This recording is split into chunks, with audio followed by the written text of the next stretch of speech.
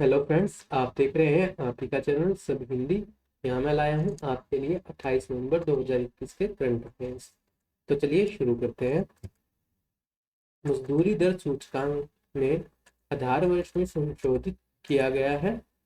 हाल ही में श्रम मंत्रालय ने आधार वर्ष 2016 के साथ मजदूरी दर सूचकांक की एक नई श्रृंखला जारी की है। जान लेते हैं इसके मुख्य बिंदु। श्रम ब्यूरो द्वारा मजदूरी दर सूचकांक का संकलन और रख रखाव किया जा रहा है। आधार 2016 के साथ WRI की नई श्रृंखला पर पुरानी श्रृंखला को आधार 1963 से 1965 से बदलने जा रही है। बढ़ते हैं अगले क्वेश्चन की तरफ। भारत के आर्थिक विकास का मूडीज का अनुमान। 25 नवंबर 2021 को मूडीज ने इस बात पर प्रकाश डाला है कि भारत की बढ़ती टीकाकरण दर, उच्च सार्वजनिक खर्च और कम ब्याज दरें कॉर्पोरेट क्षेत्र और गैर वित्तीय कंपनियों के बीच सकारात्मक दृष्टि को चला रही है। जान लेते हैं इसके मुख्य बिंदु। मूडीज का अनुमान है भारत की आर्थिक वृद्धि मजबूती से आगे बढ़ेगी। मूडीज ने वित्तीय वर्ष 2021-22 में भारत की GDP 9.3% होने की उम्मीद जताई है। वित्तीय वर्ष 2023 में सकल घरेलू उत्पाद 7.9% होने का विस्तार होगा। इस रिपोर्ट में मूडीज ने इस बात पर भी प्रकाश डाला है कि निरंतर आर्थिक सुधार पर भारतीय कंपनियों की क्रेडिट फंडामेंटल अनुकूल है।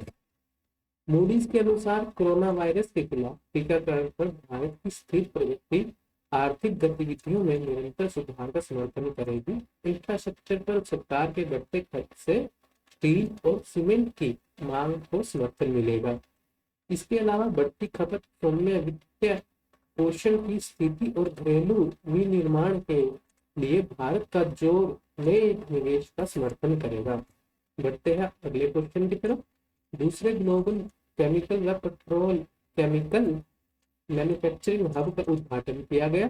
दूसरे वैश्विक रसायन पेट्रोल केमिकल विनिर्माण हब का शिखर सम्मेलन के संस्करण 25 नवंबर 2021 को उद्घाटन किया गया। जान लेते हैं इसके मुख्य बिंदु। इस उद्घाटन के दौरान केंद्रीय रसायन और उर्वरक मंत्री ने कहा, सरकार की कड़ी मेहनत और दृढ़ता से भारत को एक वैश्विक रासायनिक और पेट्रोल रसायन निर्माण केंद्र में बदलने में मदद मिलेगी। बढ़ते हैं हमारे अगले क्वेश्चन की तरफ। भारत और ब्रिटेन ने हरित ऊर्जा सहयोग पर चर्चा की। केंद्रीय विज्ञान और प्रौद्योगिकी मंत्री डॉक्टर जितेंद्र सिंह ने 25 नवंबर 2021 को यूनाइटेड किंगडम के विज्ञान मंत्री जॉर्ज फ्रीमैन के साथ एक ऑनलाइन बैठक की। इस बैठक के मुख्य बिंदु क्या थे? इस बैठक में दोनों मंत्रियों के अन्य मुद्दों के अलावा दोनों देशों के बीच हरित ऊर्जा सहयोग पर चर्चा की गई। भारत के विज्ञान और प्रौद्योगिकी सहयोग तेजी से बढ़ रहा है, जबकि दोनों देशों का संयुक्त अनुसंधान कार्यक्रम शून्य आधार से अब 300 से 400 बिलियन पाउंड हो गया है। भारतीय मंत्री के अनुसार यूके भारत का दूसरा सबसे बड़ा अंतर्राष्ट्रीय अनुसंधान और नवाचार भागीदार के रूप में उभरा है। देख लेते हैं डॉक्टर जितेंद्र सिंह को। यूनाइटेड किंगडम विश्व के मानचित्र में लाल रंग में दिखाया गया है। यूनाइटेड किंगडम की राजधानी है लंदन। यूनाइटेड किंगडम के प्रधानमंत्री हैं mister Boris Johnson. United kingdom की मुद्रा है पौंड। बढ़ते हैं अगले क्वेश्चन की तरफ। मनरेगा योजना के लिए 10,000 करोड़ आवंटित किए गए। केंद्रीय सरकार ने 25 नवंबर 2021 को मनरेगा योजना के लिए 10,000 करोड़ रुपए से अधिक का आवंटन किया।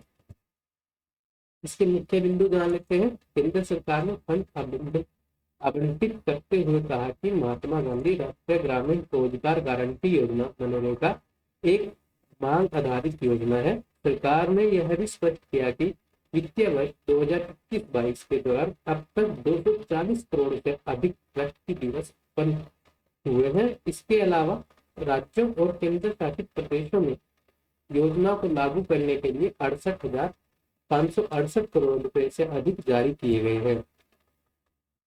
अगले क्वेश्चन की तरफ बढ़ते हुए देखते हैं। एक रिपोर्ट में कहा गया है कि 2020 में अदालतों में 99% पोस्को मामले लंबित हैं। प्रजा फाउंडेशन ने 25 नवंबर 2021 को पोस्को मामले पर अपनी रिपोर्ट प्रकाशित की। इस रिपोर्ट में जान लेते हैं क्या मुख्य निष्कर्ष निकल के आए हैं।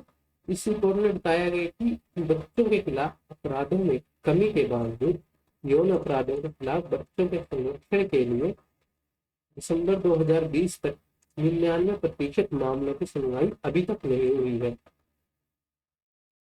2020 में कुल 1197 मामलों में से 94% लड़कियां पीड़ित थी।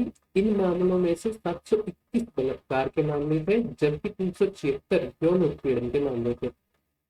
उन बलात्कार के मामलों में 42% 2020 में 18 वर्ष से कम उम्र के बच्चे शामिल थे, जिनके खिलाफ मामला दर्ज किया गया है, जबकि 2018 में यह 39% था और 2019 में 39% था। रिपोर्ट का मुख्य निष्कर्ष है बलात्कार पीड़ितों की सबसे अधिक संख्या 12 से 18 वर्ष की आयु की है। जो पीड़ित है इनकी एज 12 से 18 वर्ष है।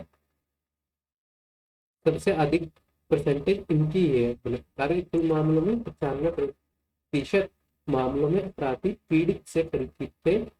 पोस्को एक्ट के तहत लड़कों के खिलाफ 67 मामलों में से 93% प्राकृतिक अपराध थे। ये था। आशा है आपको ये वीडियो पसंद आई होगी। Thank you for watching. Please like, share and subscribe my channel and press bell icon for latest update. Thank you so much.